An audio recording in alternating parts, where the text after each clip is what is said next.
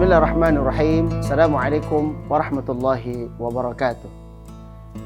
Innal hamdalillah nahmaduhu wa nasta'inuhu wa nastaghfiruh. Na'udzu billahi min syururi anfusina min sayyiati a'malina. May yahdihillahu fala mudilla lahu wa may yudlilhu fala hadiya lahu. Asyhadu an la ilaha illallah wa asyhadu anna Muhammadan 'abduhu wa rasuluh. Allahumma shalli wa sallim wa barik ala sayyidina Muhammadin wa ala alihi wa sahbihi ajma'in. Amma ba'du.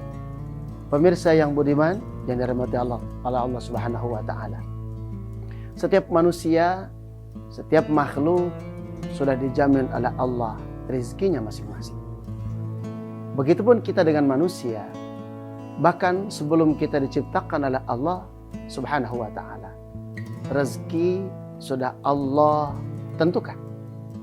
Maka daripada itu, hakikatnya kita meminta rezeki itu hanya kepada Allah, karena hanya Allah sajalah yang mempunyai sifat Ar-Razzaq, yaitu yang memberi rezeki. Para pemirsa yang beriman yang dirahmati oleh Allah Subhanahu wa taala, berkenan dengan rezeki, tentu kita ingin mendapatkan rezeki itu. Namun secara garis besar, rezeki itu terbagi menjadi dua, yaitu rezeki yang bersifat zahir dan rezeki yang bersifat batin. Rezeki yang bersifat zahir, sebagaimana kita ketahui, adalah seperti misalkan harta, kebun yang banyak, rumah yang ada yang mewah, kendaraan yang berkecukupan. Itu adalah bentuk rezeki, tapi sifatnya adalah zahir. Adapun yang kedua, rezeki yang kedua adalah yang bersifat batin. Apa itu? Rezeki yang berada di dalam diri kita, yang kita rasakan sendiri. Misalkan hati kita menjadi tenang, jiwa kita menjadi sejuk, bisa melaksanakan ibadah dengan penuh keikhlasan, melihat anak-anak kita yang saleh dan soleha, dan seterusnya. Itu adalah rezeki yang bersifat batin. Nah, untuk mendapatkan rezeki itulah ada beberapa tips yang semua ulama kemudian bersepakat. Yang pertama adalah bagaimana kita itu mendapatkan rezeki, mendapatkan kunci untuk membuka rezeki itu. Yang pertama adalah pintunya harus kita buka dengan taubat dan istighfar. Bagaimana Allah Subhanahu wa taala sampaikan dalam surat Nuh ayat 10 sampai 12. Allah Subhanahu wa taala berfirman, "Faqultu astaghfiru rabbakum innahu kana ghaffara yursilis samaa'a 'alaikum midrara wa yumdidukum bi amwali wa bani wa yaj'al lakum jannati wa anhara." Artinya, Allahu a'lamu bi muradi, artinya bahwa aku sampaikan, aku katakan kepada umatku, kata Allah, istaghfiru rabbakum, beristighfarlah kalian kepada Tuhanmu. Innahu kana ghaffara, karena Allah itu adalah ghaffar, karena Allah itu adalah maha pengampun. Yursilis samaa'a 'alaikum midrara, niscaya dengan kita beristighfar pada Allah, yursil samaa'a 'alaikum midrara, Allah akan kirimkan hujan yang begitu lebat. Yursilis samaa'a 'alaikum midrara wa yumdidukum bi amwali wa bani, dan Allah juga akan perbanyak kalian dengan harta-harta, dengan anak keturunan yang banyak.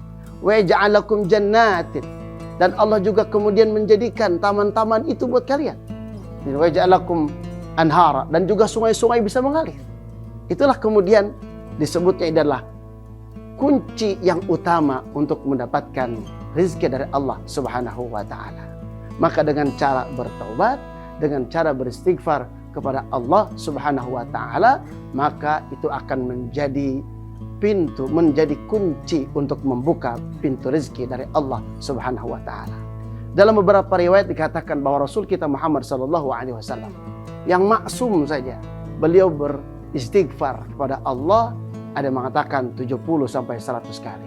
Bagaimana dengan kita yang adalah umat manusia yang biasa, yang kita tidak luput daripada dosa? Maka harusnya kita harus memperbanyak istighfar. Untuk apa? Untuk kemudian menebus dosa-dosa kita yang kita lakukan dan Allah ridho terhadap istighfar kita. Masyarul muslimin rahimakumullah. Maka daripada itu, beristighfar selainnya kita lakukan. Setiap kita berdosa atau kita khilaf, atau kita mungkin khilaf dengan dosa kita, kemudian kita beristighfar kepada Allah Subhanahu wa taala sehingga dosa-dosa itu runtuh, sehingga dosa-dosa itu rontok, sehingga dosa-dosa itu hilang karena istighfar yang kita lakukan. Masyarul muslimin rahimakumullah.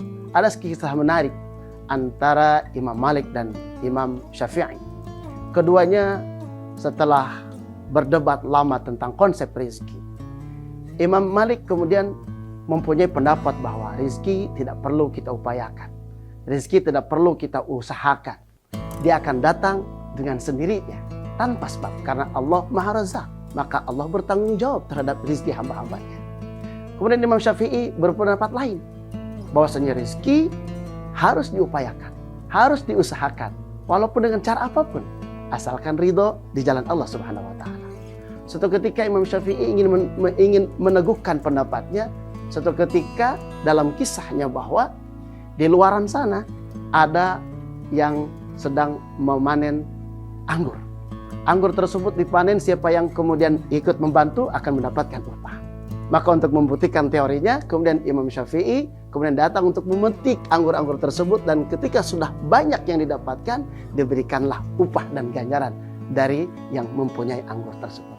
Kemudian yang terjadi, disampaikanlah, kemudian dikatakan kepada Imam Malik, wahai Imam Malik, inilah anggur. Aku mendapatkan anggur tersebut karena upayaku atas ridha Allah Subhanahu wa taala. Imam Malik kemudian berkata, oh, saya hanya duduk saja di sini. Saya ngajar murid-murid saya tanpa berupaya untuk mendapatkan anggur tersebut. Engkau datang dengan anggur tersebut. Keduanya akhirnya saling tertawa, gembira. Antara murid dan guru saling berbeda pendapat. Namun konsep tersebut kalau kita boleh simpulkan, keduanya adalah boleh kita berusaha tapi tetap bertawakal pada Allah Subhanahu wa taala. Itulah tips kunci untuk mendapatkan rezeki dari Allah Subhanahu wa taala. Mudah-mudahan kita semuanya akan mendapatkan keberkahan dari acara ini. Hadanallahu wa iyyakum ajma'in. Wassalamualaikum warahmatullahi wabarakatuh.